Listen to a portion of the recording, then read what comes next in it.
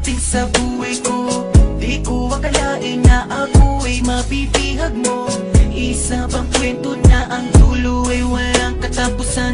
Ito'y paraan ng pagmamahal na mahirap matuklasan. Ngunit aking natagpuan at sa'yo ko nga naramdaman ang kakaibang bumapalot sa isipan ko. Walang iba kundi ang imahe mo. Kaya sana nga ako na lang ang ibigin mo. Minamahal kita, para sa akin ay bukod tangi ka. Sadyang naipang iyong ganda, ang iyong mga ngiti sa aking langit na. Kapag kapiling kay anong saya, huwag mo sabihin may mahal ka na, pagkat ito hindi makakaya. Ikamamatay ko pag nakuha ka ng iba.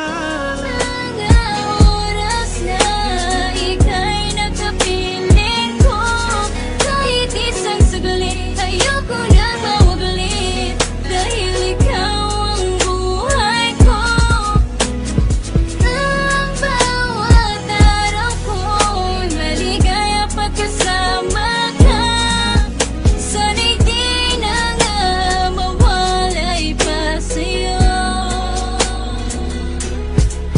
Sana'y di na nga mawalay pa sa'yo. Ngayon na ba ang tamang pagkakataon upang sundin at tinitibok ng puso ko na dati ay puno-puno pa ng kaba? Sana nga ikaw na ang habang buhay na magbibigay ng karapatan sa puso mo. Iingatan ko kung sakali man di ko bibitawan, para patunayan na ikaw ang nag-isa. Sa mundo kinamulatan na hindi na alintana, ang ligaya na sa'yo ko lang nababatid. Kaya dapat na siguro na ako ay manalamat sa Panginoon dahil sa kanyang hinatid. Sana habang buhay na nga ang pagmamahala natin dalawa ay di na mapatid. Sa mga oras na ika'y nagkapiling ko, kahit isang saglit ayoko na mawaglit, dahil ikaw ang buhay ko.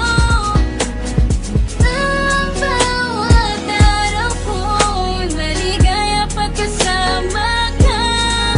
Sana'y di na nga mawalay pa sa'yo. Sana'y di na nga mawalay pa sa'yo. Sa awitin na ito nais lamang ipaalam kung ano ang siyang naging dahilan.